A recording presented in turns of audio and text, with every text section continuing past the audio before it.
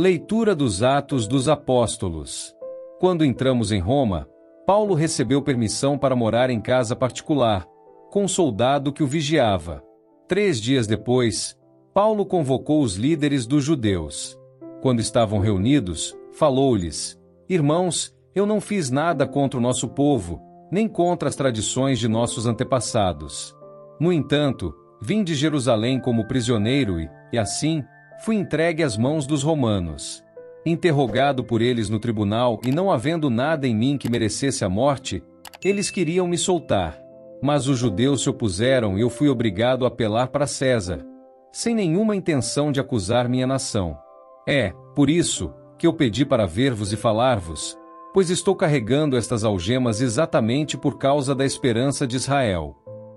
Paulo morou 2 anos numa casa alugada. Ele recebia todos os que o procuravam, pregando o reino de Deus.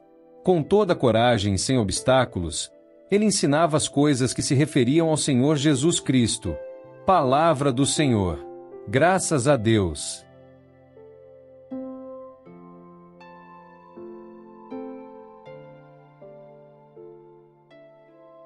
Proclamação do Evangelho de Jesus Cristo segundo São João. Glória a vós, Senhor.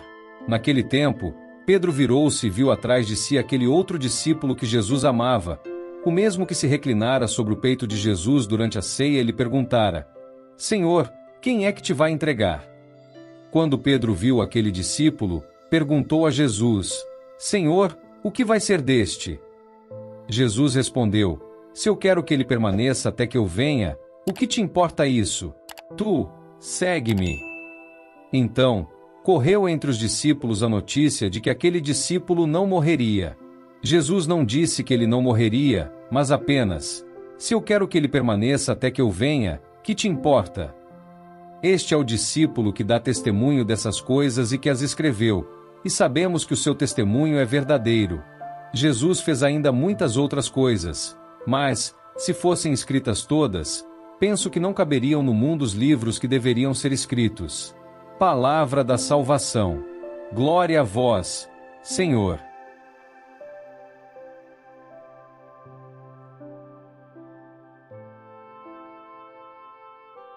Queridos irmãos e irmãs em Cristo, imaginem por um momento estar diante de um enorme quebra-cabeças de 1000 peças.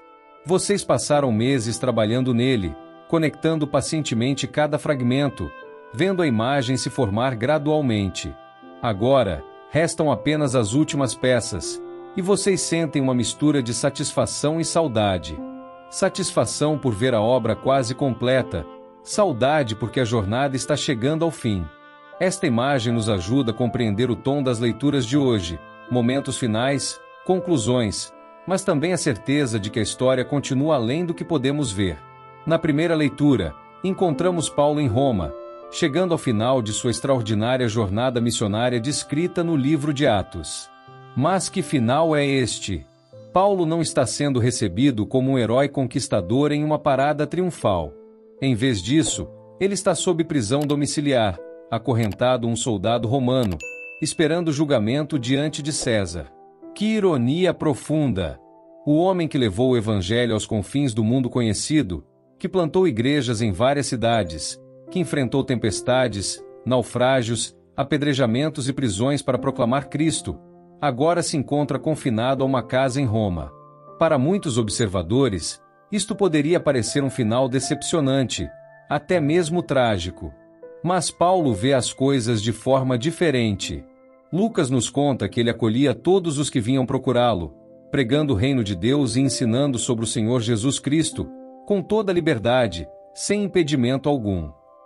Que declaração extraordinária! Mesmo acorrentado, Paulo permanece livre. Mesmo confinado, sua missão continua. Esta é uma lição profunda sobre a natureza da verdadeira liberdade. Paulo descobriu algo que muitos de nós ainda estamos aprendendo. Nossa liberdade não depende de nossas circunstâncias externas, mas de nossa conexão interna com Cristo. Ele poderia estar fisicamente preso, mas espiritualmente era mais livre do que muitos que caminhavam pelas ruas de Roma. Pensem nas correntes que nos prendem hoje. Não são correntes de ferro, mas de medo, ansiedade, ressentimento, vícios ou preocupações materiais. Quantas vezes nos sentimos presos por circunstâncias que parecem estar além de nosso controle? A lição de Paulo é que, independentemente de nossa situação externa, podemos experimentar a liberdade verdadeira em Cristo. Mais do que isso, Paulo demonstra que nosso impacto no reino de Deus não é limitado por nossas circunstâncias.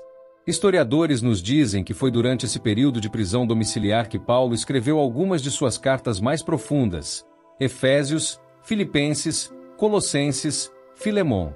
Suas correntes se tornaram instrumentos de bênção para gerações futuras. Isso nos leva a uma pergunta fundamental: como estamos usando nossas próprias limitações? Nossas dificuldades, nossas restrições, nossos desafios, podem eles se tornar oportunidades para um ministério mais profundo? Paulo nos mostra que sim. Voltando-nos para o Evangelho, encontramos outro tipo de final. João está concluindo seu Evangelho, e ele faz uma observação curiosa sobre Pedro e o discípulo amado. Pedro, sempre impulsivo e curioso, pergunta sobre o destino do outro discípulo. Jesus responde de forma que parece quase brusca: se eu quiser que ele permaneça até que eu venha, que te importa? Tu, segue-me. Esta resposta de Jesus revela uma verdade profunda sobre nossa jornada cristã.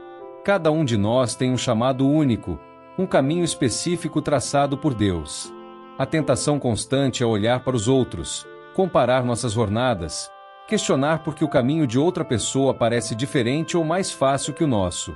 Pedro acabará de receber um vislumbre profético de como sua vida terminaria. Quando fores velho, estenderás as mãos, e outro te cingirá e te levará aonde não queres ir. Era uma referência à sua futura crucificação. Diante desta revelação sombria sobre seu próprio destino, Pedro naturalmente se pergunta sobre o destino de seu companheiro. Mas Jesus o redireciona firmemente: tu, segue-me. Esta é uma das declarações mais importantes em todo o Novo Testamento. Não importa qual seja o caminho dos outros, nossa responsabilidade é seguir a Cristo fielmente em nosso próprio caminho. Quantas vezes nos distraímos comparando nossas vidas com as dos outros?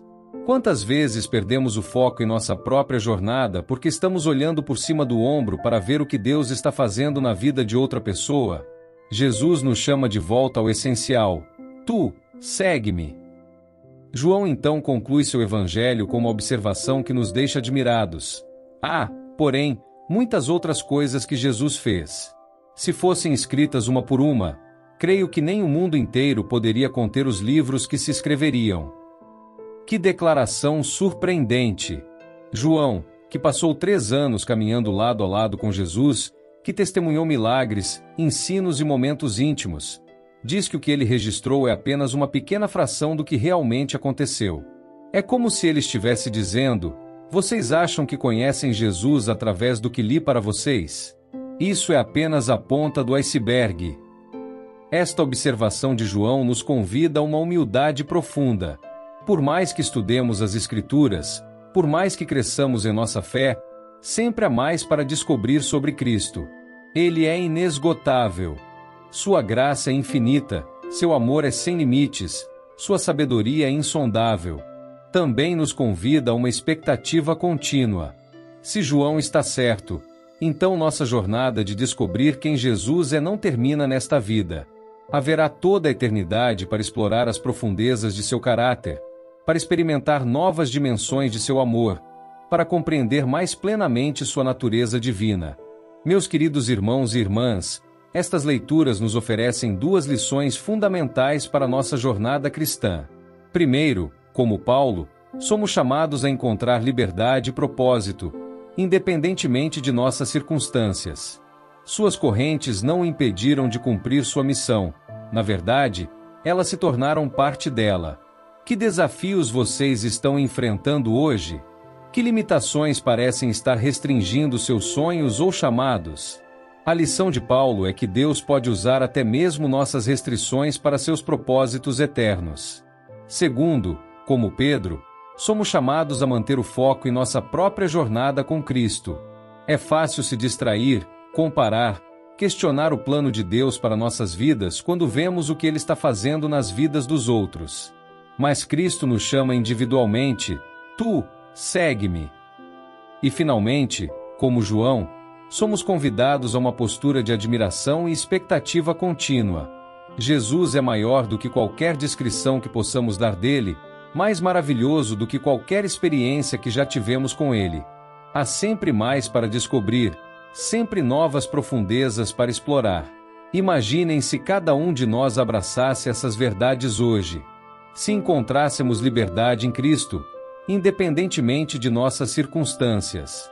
Se mantivéssemos o foco em nossa própria jornada com Ele, sem nos distrairmos com comparações. Se vivêssemos com a expectativa contínua de descobrir mais sobre quem Ele é. Como nossas vidas seriam transformadas. Como nossas comunidades seriam impactadas. Como o mundo ao nosso redor veria a realidade do reino de Deus através de nós. Que possamos, como Paulo, encontrar propósito e liberdade em todas as circunstâncias. Que possamos, como Pedro, seguir fielmente nosso próprio chamado. E que possamos, como João, viver em constante admiração pelo Cristo inesgotável que chamamos de Senhor. Que a graça de nosso Senhor Jesus Cristo, o amor de Deus Pai e a comunhão do Espírito Santo estejam com todos vocês, hoje e sempre. Amém.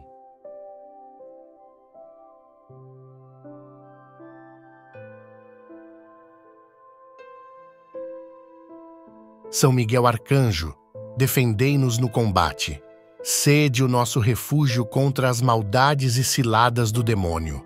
Ordene-lhe Deus, instantemente o pedimos, e vós, príncipe da milícia celeste, pela virtude divina, precipitai no inferno a Satanás e aos outros espíritos malignos que andam pelo mundo para perder as almas. Amém.